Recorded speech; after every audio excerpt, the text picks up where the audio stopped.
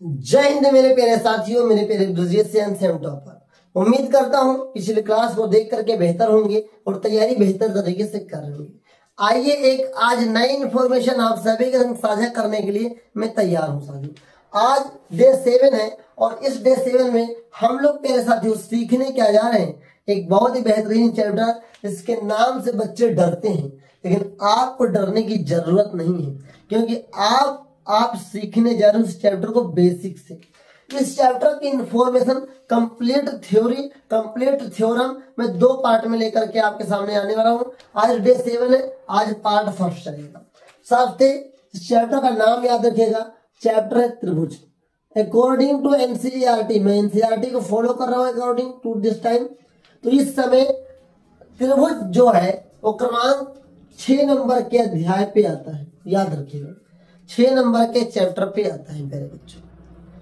आपके कोई बालाजी चला रहा होगा, कोई राजीव चला रहा होगा, कोई अलग अलग प्रकाशन, अलग अलग पब्लिकेशन की बुक यूज कर रहा होगा, उसकी बात मैं नहीं कर रहा हूं। मैं बात कर रहा हूं authorities book to NCERT. Chapter 6 जो है वो एनसीईआरटी है, सीरीज के हिसाब से, सीरियल नंबर के हिसाब से। त्रिभुज कहते किसे हैं आप सभी को पता होगा। 3 भुजाओं से बनी आकृति को प्यारे बच्चों क्या कहते हैं? त्रिभुज कहते हैं। क्या कहते हैं? त्रिभुज कहते हैं।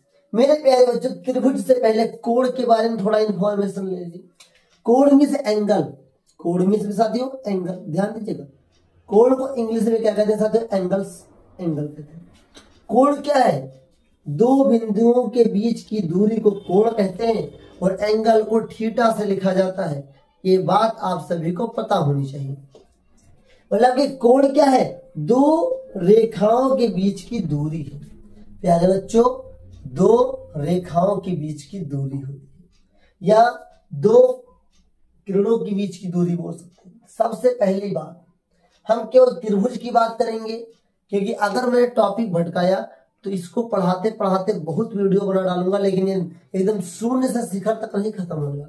लेकिन अभी आप जिस चैप्टर की बात कर रहे हैं, जिस सिलेबस की बात कर रहे हैं, उस सिलेबस को लेकर के मैं चल रहा हूं। शुरू करता हूं इस अध्याय के बारे में। सबसे पहले हमें चैप्टर से पहले इस त्रिभुज टॉपिक के बारे में समझ लेना चाहिए। तो आज की क्लास है इंफॉर्मेशन अबाउट ट्रायंगल। त्रिभुज के बारे में पढ़ेंगे, बहुत बेहतर तरीके से पढ़ेंगे, जो हमारे सिलेबस के लिए जरूरी है। ओके मेरे प्यारे साथियों ध्यान दीजिएगा। त्रिभुज जो होते हैं 2 प्रकार के होते हैं।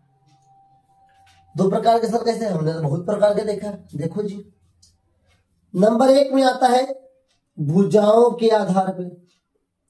कहीं कहीं पहले कोणों के आधार पे होगा, दोनों सही है। भुजाओं के आधार पर। दूसरा होता है कोणों के आधार पर। बात याद रखें, basis on sides and bases on angles.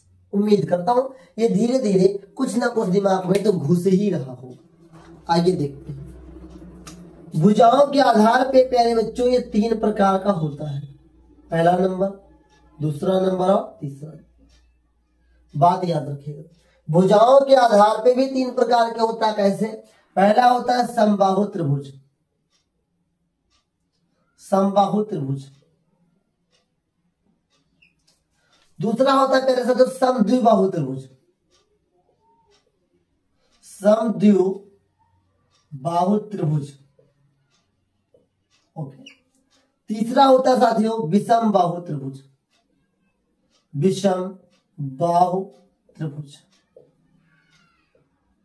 Okay okay ध्यान दीजिए, सारी चीजें आपको समझ में आने वाली चीजें। अगर हम कोणों के आधार पे बात करेंगे, ये भी 3 प्रकार का होता है। पहला, दूसरा और तीसरा। प्यारे बच्चों पहला जो होता है ये होता है न्यून कोण त्रिभुज। दूसरा होता है साथियों अधिक कोण त्रिभुज, और उसके बाद होता है साथियों, या बीच में ले लो समकोण त्रिभुज, ज्यादा समझ में आएगा। पहले ले लो समकोण त्रिभुज, समकोण त्रिभुज। फिर क्या होता है साथियों? अधिक कोण त्रिभुज, अधिक कोण त्रिभुज। अब ध्यान दीजिएगा प्यारे बच्चों, क्या चीज आपको ध्यान देनी चाहिए वो सारी चीजें मैं आपको समझाऊंगा।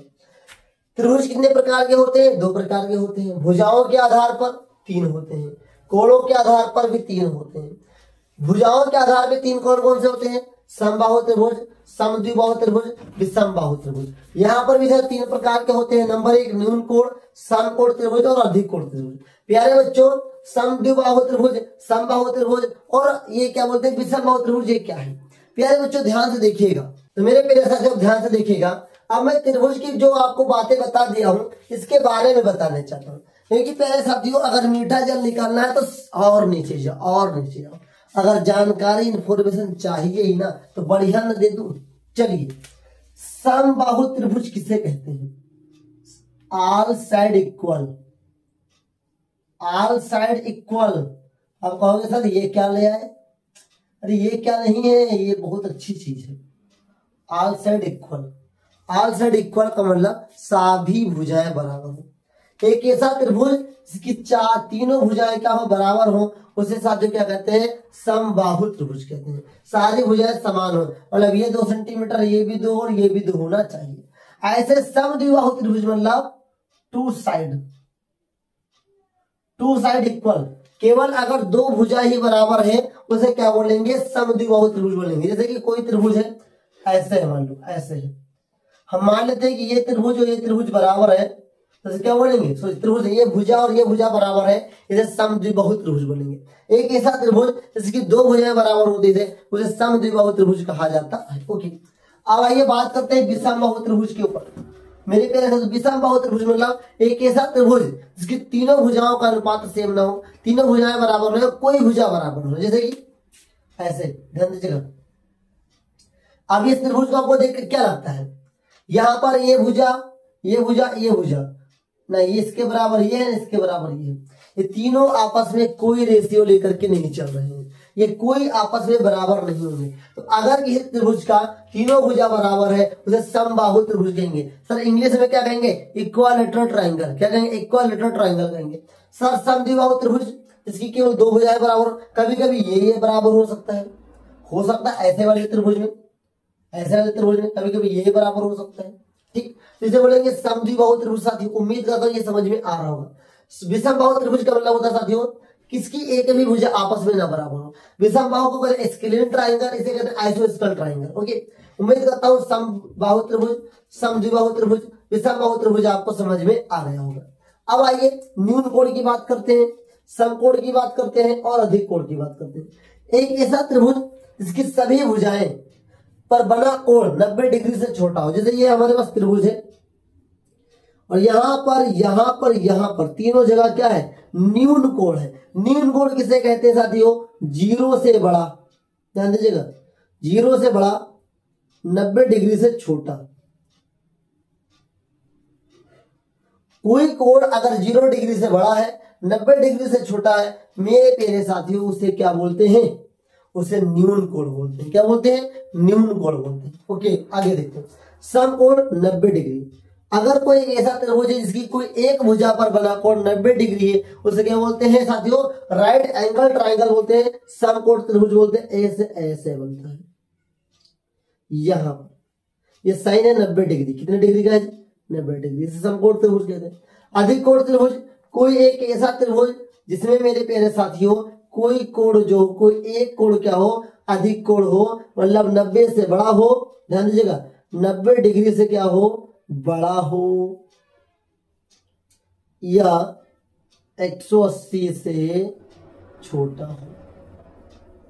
ध्यान दीजिएगा, कोई भी कोण अगर 90 डिग्री से बड़ा है और 180 डिग्री से छोटा है, मेरे प्यारे बच्चों उसे अधिक कोण कहते हैं। क्या कहते हैं? अधिक कोण कहते हैं। और प्यारे बच्चों समकोण त्रिभुज किसे कहते हैं? एक ऐसा त्रिभुज जिसकी कोई एक भुजा 90 डिग्री की होती है उसे क्या बोलते हैं? समकोण त्रिभुज बोलते हैं। सर न्यून कोण त्रिभुज जिसे कहते हैं एक ऐसा त्रिभुज जिसकी त्रिभुज की जितने भी कोण हैं वो सब 90 से छोटे हो, 0 से बड़ा हो, उसे न्यून कोण त्रिभुज कहते हैं।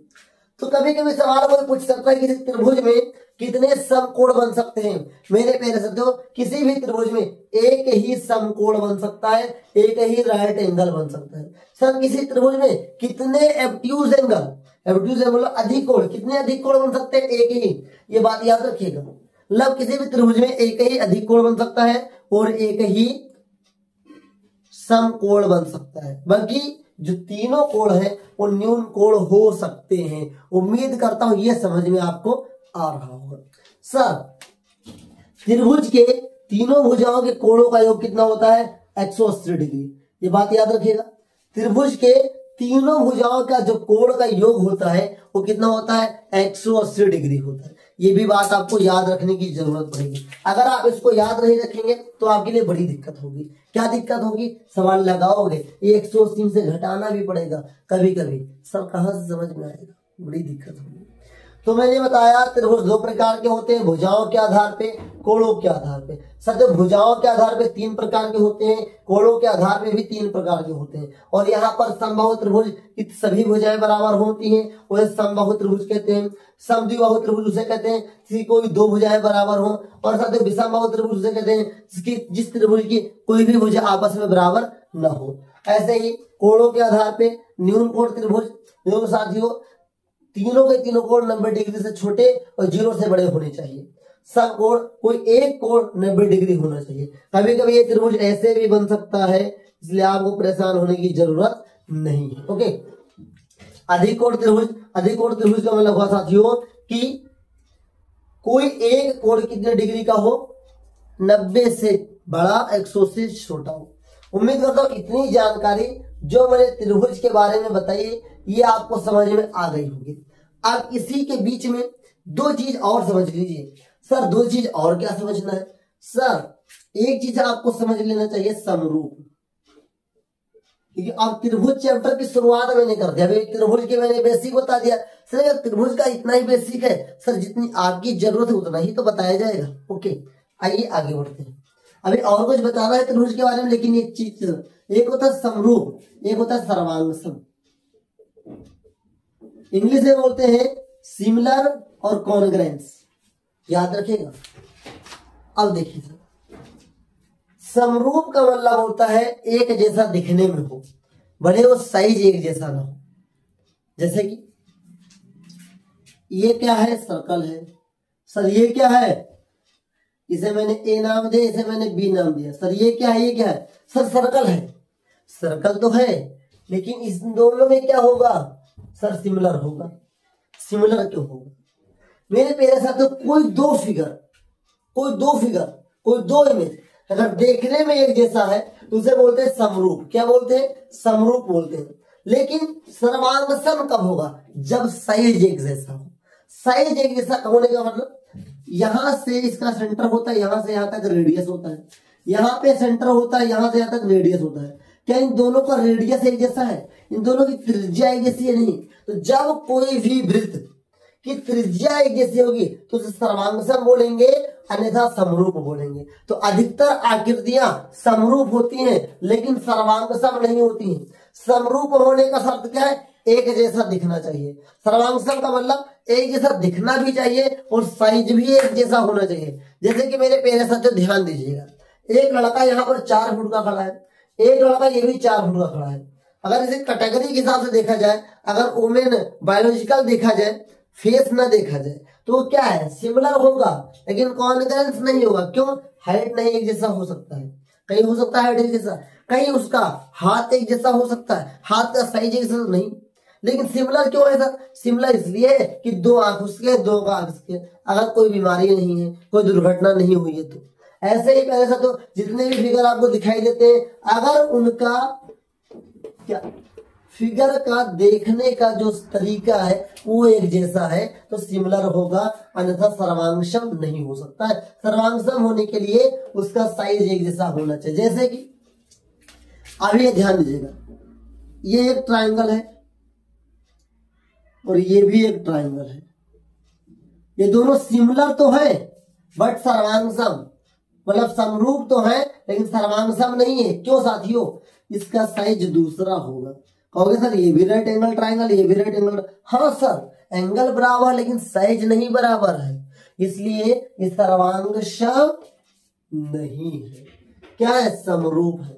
तो ये सवाल आपके पूछा जाता है, पूछते हैं सभी वृत्त क्या होते हैं? सर्वांगसम, सर्वांगसम या समरूप? तो सभी वृत्त होते हैं समरूप। अधिकतर आकृतियां कैसी होती है, समरूप होती है, सिमिलर होती है प्यारे बच्चों। बाकी इसका रूल रेगुलेशन हम तो नेक्स्ट पार्ट में देखने वाले, अभी मैं तो इंट्रोडक्शन आपको दे रहा हूँ इस चैप्टर के बारे में, क्या कैसे काम करना है।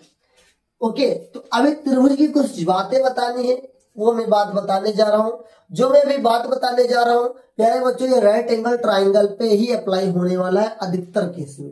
प्यारे बच्चों, जहां पर राइट एंगल होता है, इस एंगल के सामने वालों को बोलते हैं हाइपोटेनियस, हिंदी में बोलते हैं कर्ण। क्या बोलते हैं, कर्ण।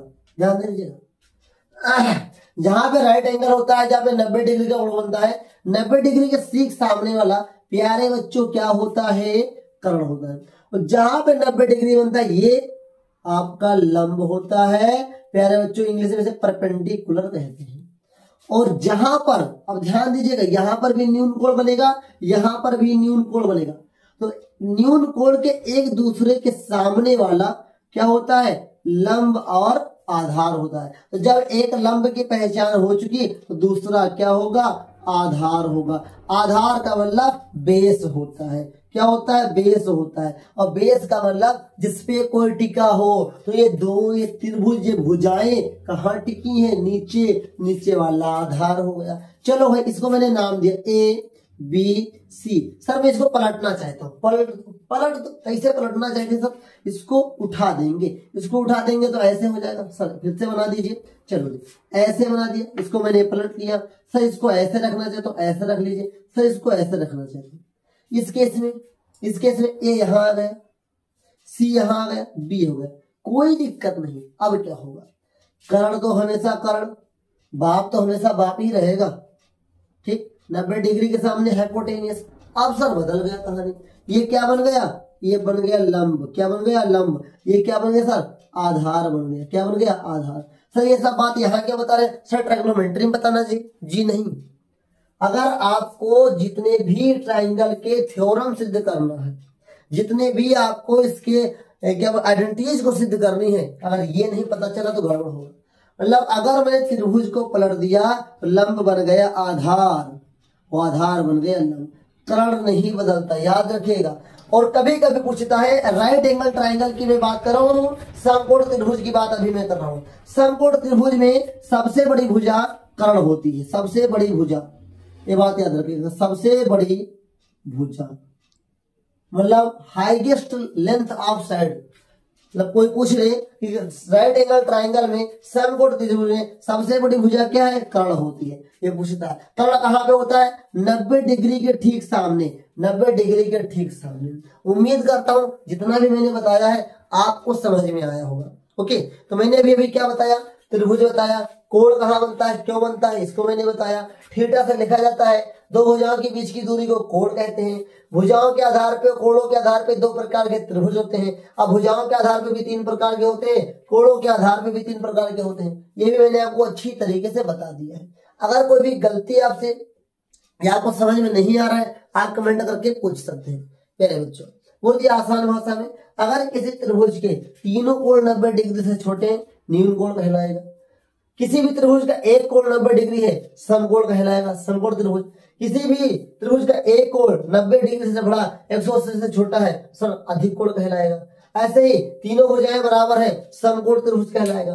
कोई दो भुजा बराबर है, समद्विबाहु त्रिभुज कहलाएगा। विषमबाहु त्रिभुज, जिसकी कोई भुजा आपस में न बराबर हो। इंग्लिश समझ लीजिए, इक्विलैटरल ट्राइंगल, आइसोस्केल ट्राइंगल, आइसोस्केलिन ट्राइंगल। ओके, चलिए आ जाओ, इधर आ जाओ। समरूप, सिमिलर, कॉन्ग्रुएंस, सभी के सभी फिगर आपस में क्या होते हैं, सिमिलर होते हैं। सर्वांगसम नहीं कह सकते, सिमिलर एक जैसा दिखने वाला। सर्वांगसम जब होगा जब इसकी लेंथ बराबर हो जाए, इसकी लेंथ बराबर हो जाए, साइज बराबर हो जाए, साइज शेप के साथ साथ साइज भी बराबर होगा, तब क्या होगा, सर्वांगसम होगा। अन्यथा केवल शेप एक जैसा है दिखने में तो क्या होगा, समरूप होगा। ओके, बाकी सारी चीजें मैंने बताया कि समकोण त्रिभुज में 90 डिग्री के सामने वाले को कर्ण कहते हैं, खड़े वाले को लंब कहते हैं, पट वाले को आधार कहते हैं। अब ये खड़ा हो गया तो ये लंब हो गया, ये पट हो गया तो ये आधार, लेकिन जो बेड़ा है वो साथियों कर्ण ही रहेगा। ओके, तो आज था पार्ट फर्स्ट, और पार्ट फर्स्ट के बाद पार्ट सेकंड इससे भी इंटरेस्टिंग होने वाला है। और इसको इंटरेस्टिंग बनाने के लिए आपसे मैं कहूंगा इस जो मैंने आज पढ़ाया है इसको कॉपी पे रिवीजन करके आइएगा। आपको पहले से पता था इसलिए आप, अभी अच्छी बात है, नहीं पता था तो अब पता करिए। भले मैंने स्पीड में पढ़ाया हो लेकिन जितना भी पढ़ाया आपके लिए बहुत ही वेरी इंपॉर्टेंट है, आपके एग्जाम के लिए इंपॉर्टेंट है। आगे जहां तक भी पढ़ेंगे मैथमेटिक्स, जिस भी एग्जाम में यूज करेंगे, जहां पे ट्राइंगल टॉपिक आएगा ये सवाल जरूर पूछा जा सकता है। आई होप आपको इस चीजें समझ में आई होंगी।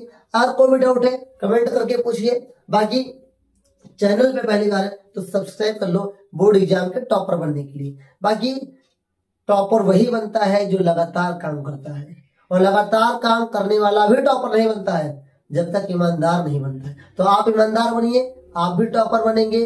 क्योंकि कहा गया है कि रख हौसला वो मंजर भी आएगा और प्यासे के पास समुंदर भी आएगा।